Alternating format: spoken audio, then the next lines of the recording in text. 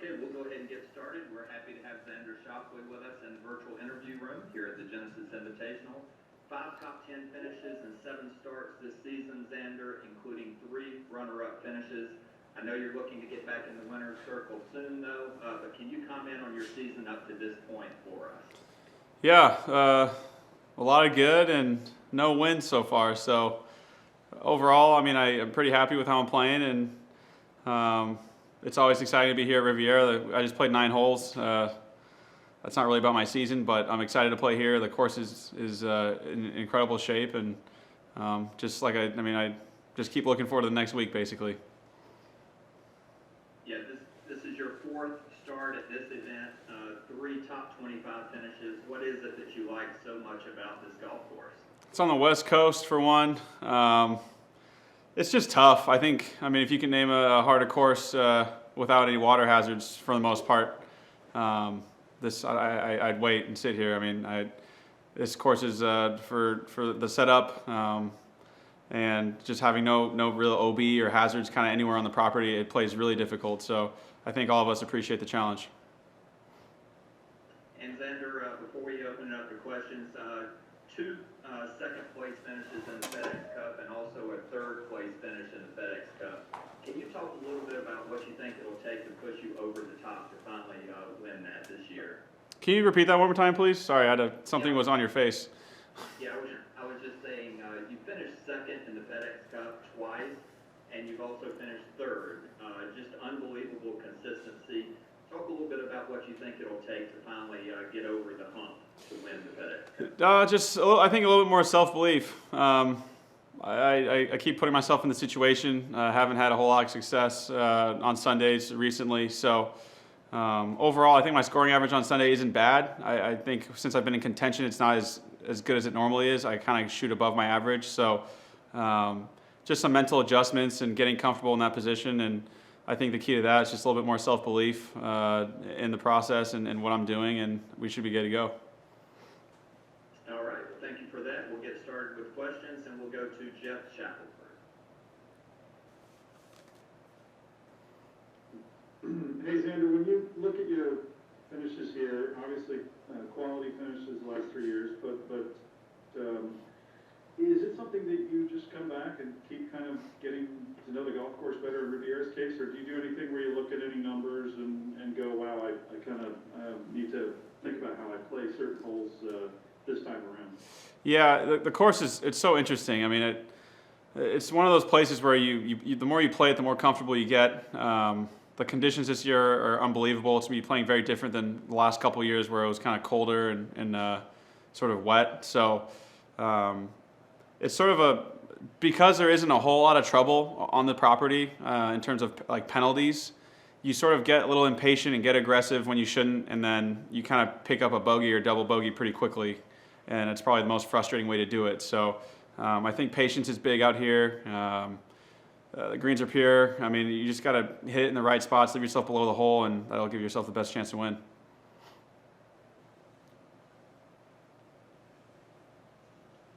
Okay, let's go to Rex Hoggard with Golf Channel.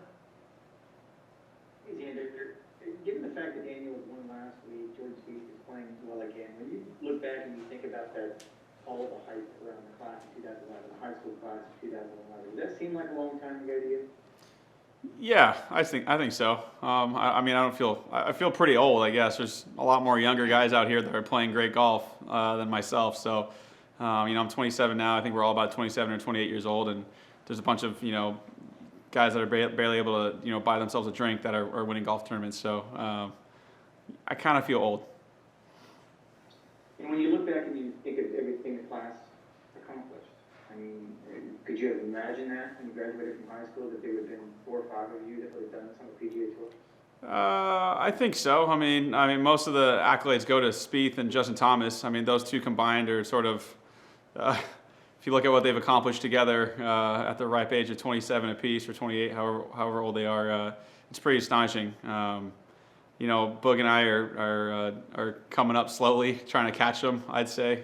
And there's a bunch of other guys from our class that are doing well too. So for the most part, no. I always saw their names when I was in college and growing up. So it's weird to think that we're out here on tour now, but I mean, back then when I was in high school, but thinking about it now is not a surprise whatsoever.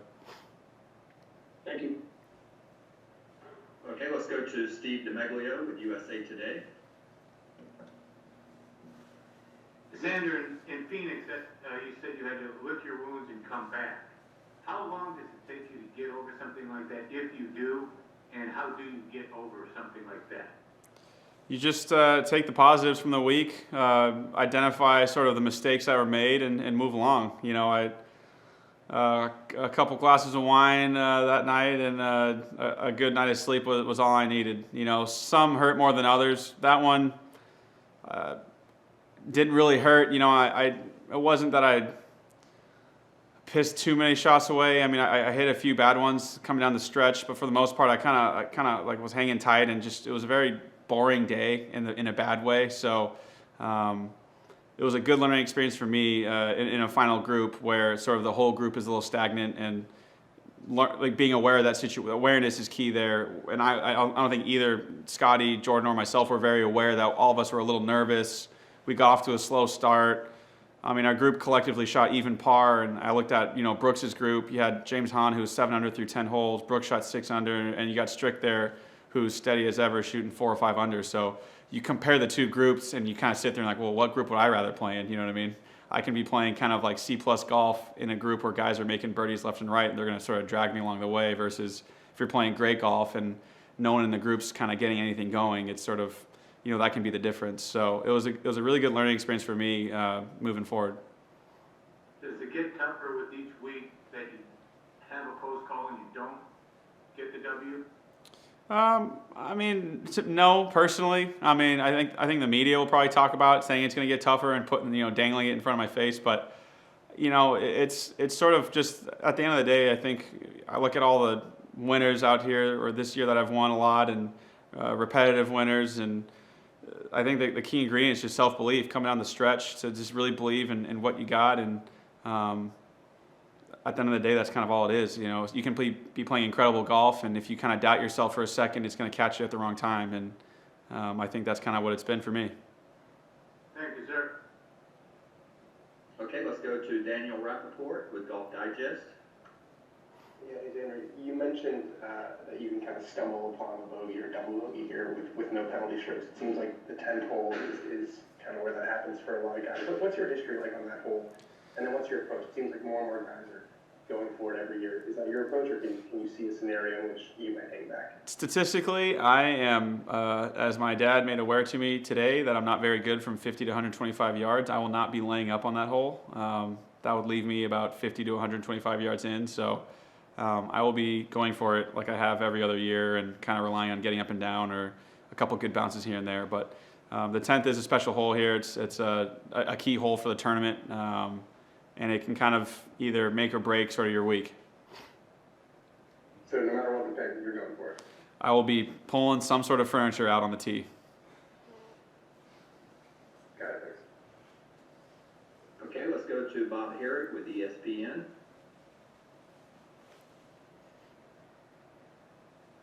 All right, Xander, thank you.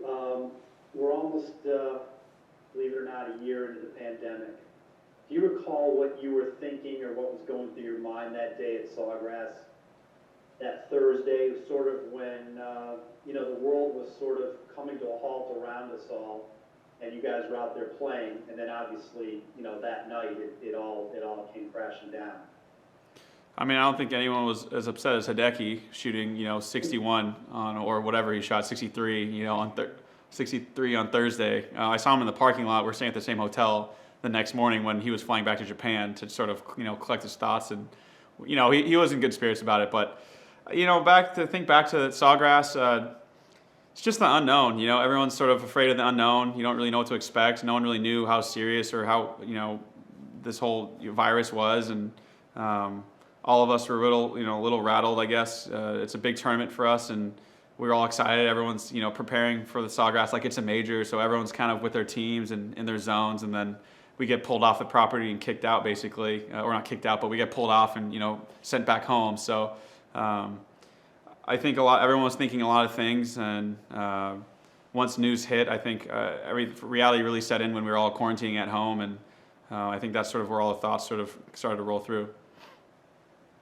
Forgive me, but did you not have your own COVID issue at some point? And I take it was a mild situation. It wasn't that big of a deal, more of an inconvenience. Yeah, I got COVID on December 18th. My quarantine was from the 18th to the 28th. I was sick for about 3 days total. The big thing was fatigue. You know, in Maui was absolutely brutal for myself. I was out of breath on Thursday.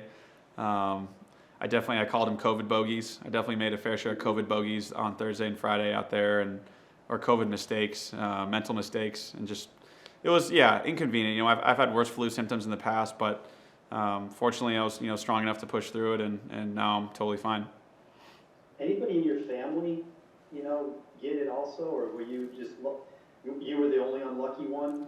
Yeah, my girl back at home, she got it and then gave it to me, and then we quarantined together shortly after. So it was just the two of us. Fortunately, our family members are healthy and safe so far. Appreciate it. Thank you. Okay, let's go to Doug Ferguson with the Associated Press. Xander, I had two really kind of offbeat questions here. My apologies in advance, but to follow on the COVID thing, throw out when you're home, anywhere around Torrey or what have you. But can you think about how much your routine on the road has changed off the golf course? Whether you used to, go out to dinner with friends or your girl, what you do now, and has it become a way of life, or do you actually miss doing what you used to do?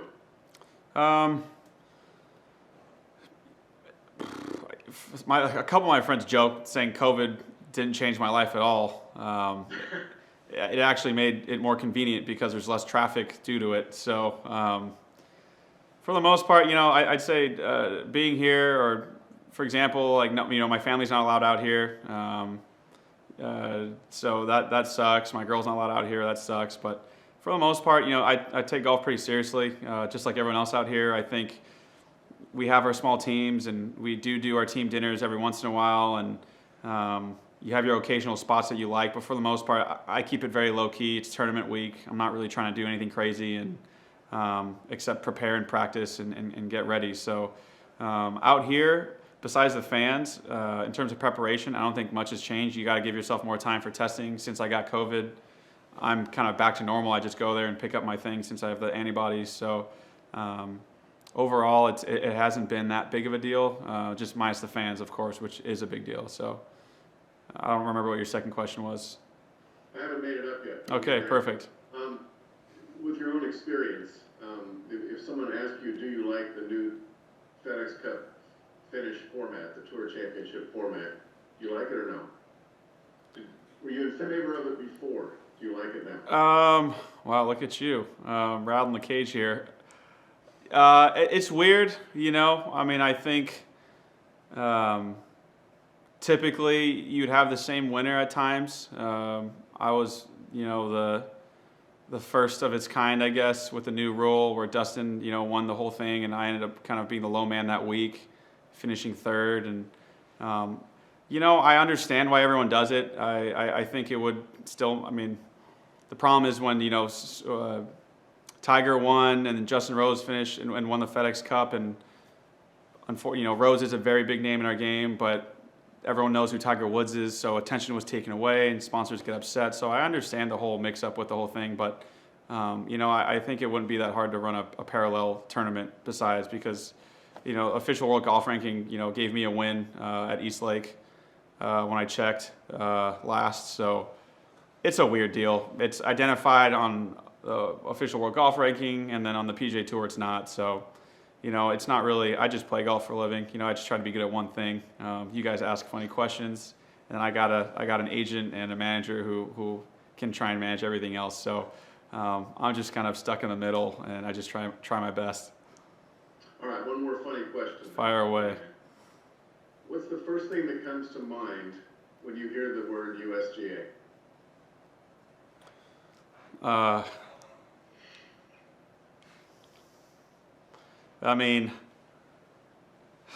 U.S. Open, honestly, that comes to mind. tough, I guess. Tough can take on several meanings, you know what I mean? But just tough, I'd say. U.S. Open and tough are sort of the two things that really popped in. Okay.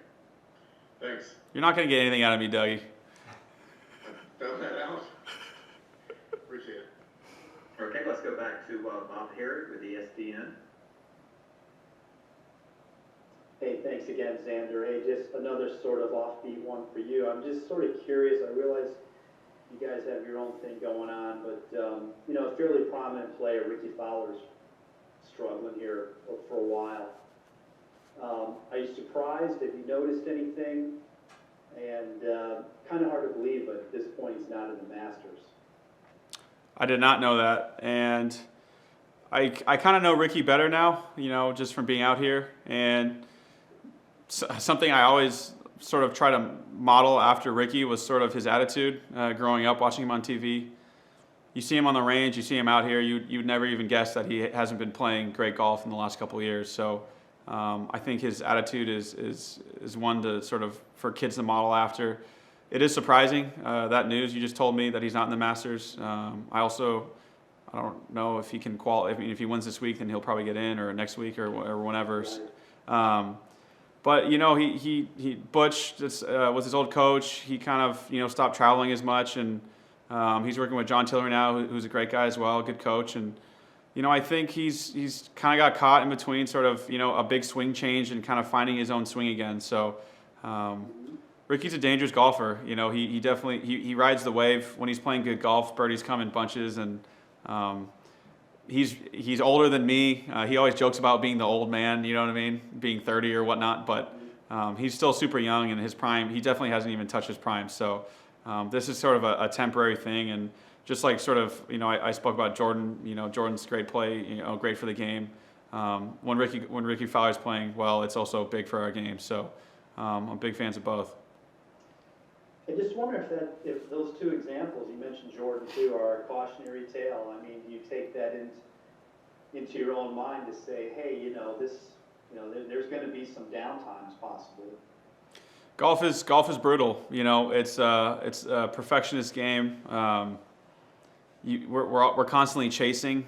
It's easy to go down sort of a weird path, and when everyone's there and everyone thinks, you know, it's the correct path, it could be, but it's not the correct path for you and how your body works and how your swing works and how your mind works. So, you know, whenever we feel really close to kind of figuring things out, we kind of make the wrong mistake and go the opposite direction. So, it's not surprising, you know what I mean? I think there's always, you know, low points and high points in everyone's game, and unfortunately, you know, they've kind of gone to their lower side, but the good thing is that they've both played incredible golf and they've both been top players in the world. So it's not really, you know, everyone's kind of talking about it and how worried they are about, you know, the state of their games. But as a fellow player out here, I'm not really concerned for them, just because I know that they can kind of get it back pretty quickly. So I think Jordan Spieth is a good example of sort of him talking about how he's figuring it out, and before you know it, you know, he's in contention last week and the last 2 weeks. So I mean, it does come back quickly when it comes. Thanks again, appreciate it. Yep. All right, Xander, thank you for your time.